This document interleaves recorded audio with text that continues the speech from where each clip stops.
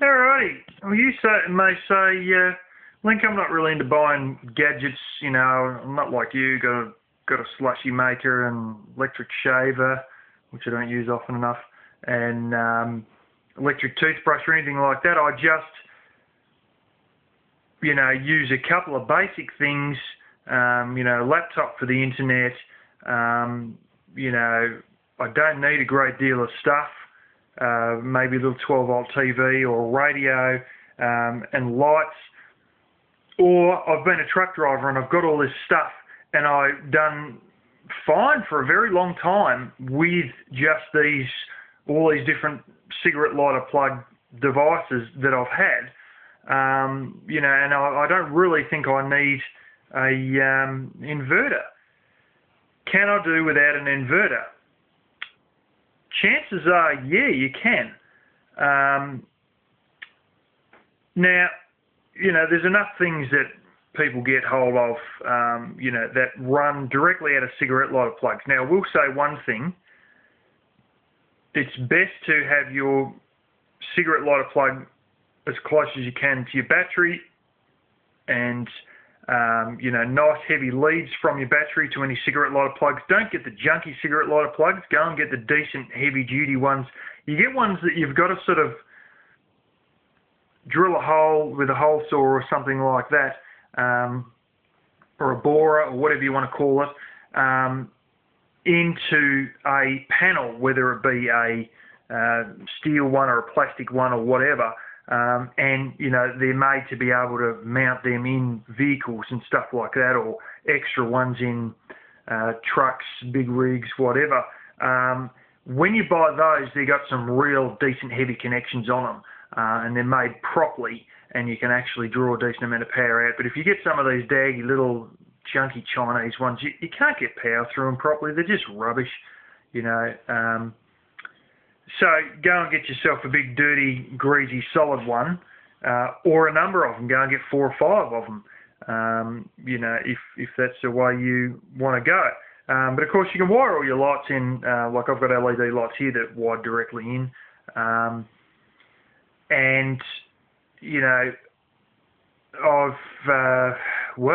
For this exact phone, I've got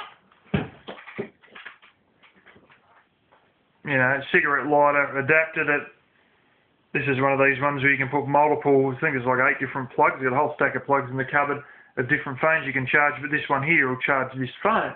I've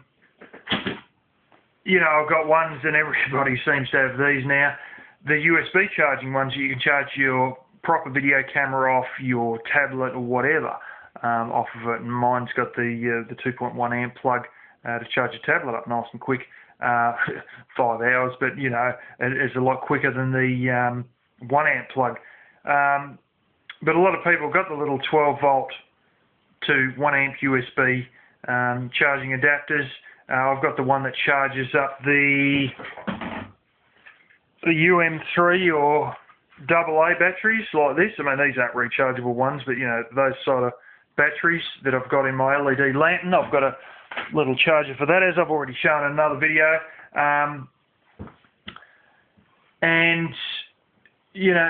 If you're a truck driver, you've probably got a whole stack of these different things like that. And there's another thing that I want to talk about, so you can continue to watch my babbling face on YouTube, and that is laptops. Now, you've got these things which you can't see it, but here it is in the book here. They're basically adapters where you've got a 12-volt cigarette lighter plug on one end, and some of them are what they call automatic type. They'll automatically switch to the right voltage depending on the connector you use, because they're the same. They come with like 7 or 8 different plugs.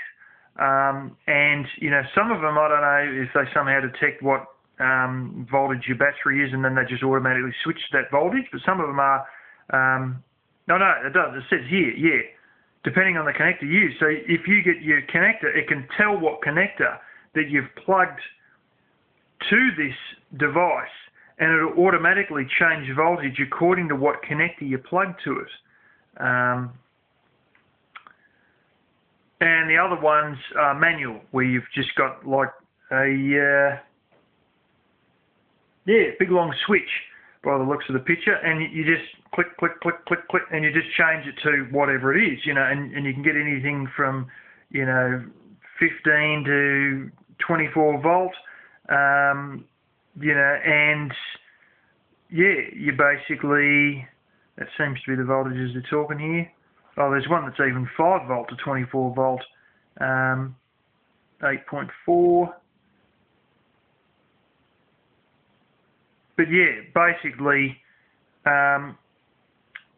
it either switches automatically depending on what connector you put onto it, or it's a manual one and you click, click, click, click, click, click, click, click, and you choose whatever voltage it is. Now, when you get your laptop plug pack, the old school laptops, a few of them I've had have been like this, where it's all just built in, you only got a mains connection. But your ones nowadays and that have got your little plug pack. And like my Dell that I use, that's got the plug pack, and you've got written on it input voltage, and a lot of them now are switchable between 100 volts and 240 volts, so you can just take them overseas without a trouble. And they got, like, you know, the input voltage, yeah, that's one thing, but that's not what you're really worried about. What you're worried about is the output voltage, and it'll say output, and it'll say a certain amount of volts. And you got to switch it to that. And what you also got to watch for is that you got enough amps. Now, when you go and buy one of these 12 volt adapters for your laptop that allows your laptop to run off a cigarette lighter plug, keep an eye on the amps. And if you can find your wattage, which will be, you know, 65W, like 65 watt for mine, there, keep an eye on that and what these adapters do, because what happens is you want to get one that's got enough amps.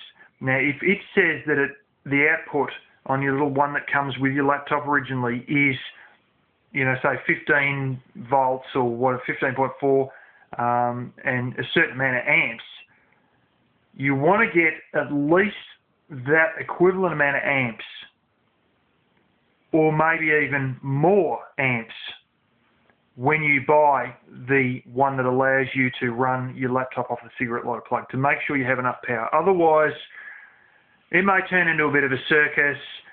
Your little adapter box for your 12 volt connection to your laptop may get very hot, or just not run at all, or you'll be stuck in the land of, well, we've got to charge up my laptop with this, and it gets rather warm as I'm charging the laptop, and then unplug it and only use the laptop off the laptop's batteries, which is stupid, you know. So make sure you get one with enough amps. You may see a little symbol that has, they got like a C and a line coming out from a C, and in the middle of the C you've got like a ball and a line coming out from a ball, and at the end of these lines it'll say either positive or negative. Now what that's trying to tell you is you probably shouldn't have to worry about this. It should be all taken care of by the connectors, you know, anyway. But you get that on some appliances, not all, but on some appliances and some plug packs, especially if you buy a plug pack individually, it should have this written on there already. But not a great deal of them have it. And what it'll have, if it's got your C and then that say that's positive, it means that you know, your outer ring, you know how most of your plugs, you got like your, if you look at, I haven't got one here, but Nokia plugs have got it, from my old grey phone. You've got and most plugs do, laptops and everything, you've got your outer piece of your plug, which is one of the connections, and then you got a hole in the middle, and your inner piece is another one of your connections, and one will be positive and one will be negative. Well, how it works is the C, if that has a line going from the C and it says positive, that means your outer is positive, and then whatever your ball one is with the line out from it, if that says negative at the end, that means your inner is negative. Or it could be the other way around, that your inner, the one with the ball and a line at the end, it says positive at the end, that means your inner is positive, and then your C with your line might say negative at the end, that means your outer is negative, and that's the way to tell your polarity, which is what one's positive and what one's negative. you may want to make sure you've got that right. You can check that with a multimeter. And in basic multimeter use, I show how to check the difference, your polarity, your difference between what your positive and your negative is, to make sure that, you get the thing right. But it should all be correct in the first instance anyway. And some of these ones you got to look on the website, you got to look in the manual, or you got to ask the bloke behind the shop counter or whatever, and he can bring it up without having to rip a packet open, what laptops will run on these adapters. But most of them all sort of fall into pretty reasonable different categories, and you should be able to get it to work so long as you get enough watts, or basically realistically enough amps to be able to run your laptop continuously, and then you shouldn't have any problems. But it's always, I'm a bit of one of these people that's, because I know how to do it, I will check for polarity anyway. And you can do that by checking with your multimeter on your plug that goes into mains power at someone's house, your work, whatever, where you can plug in, your laptop adapter, and you know what's positive and what's negative, and write that down. And then when you plug in your 12 volt to laptop adapter, just also check that with your multimeter. You probably shouldn't need to, but because I can, and I show how to do it in basic multimeter use, that video I've put up, I would be doing it anyway. But that's just me. I'm always making sure, because I don't like the idea of blowing up a whole bloody laptop. So yeah, there are so many things that run off 12 volt and some 24 volt things that you can get. I'm not joking in that I've seen, you've all got Peltier coolers and all that, and if truck drivers know what that sort of stuff is. I bought my sister one of them.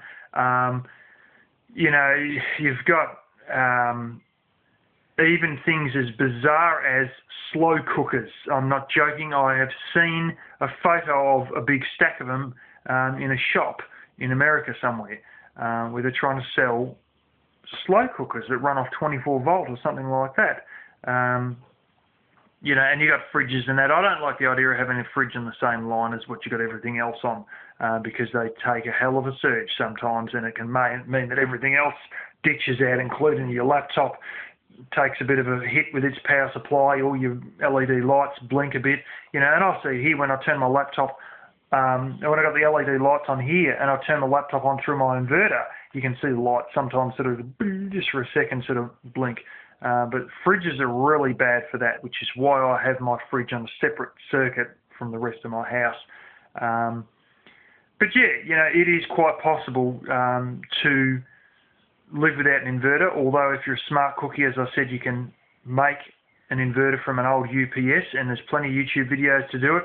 But, right in this book here, they sell ones for $20, 75 watt ones that'll charge your laptop up, and run your laptop $20, so yeah, but those ones are ones that you plug directly into your cigarette lighter, and your smaller inverters are ones that you can plug in or built to plug into your cigarette lighter, and your bigger ones, that's when you got to sort of hook them direct to your battery and all that. But if for whatever reason you don't like the idea of using an inverter, especially if you faced what I've faced with the crap Chinese ones on hot days where they just fail you, by all means, it's always smarter to have things running directly off 12 volt, because you're not dependent on stupid inverters that fail when it goes above or above 90 degrees Fahrenheit, and definitely fail when it's above 100 degrees Fahrenheit. So that's a little question answered there.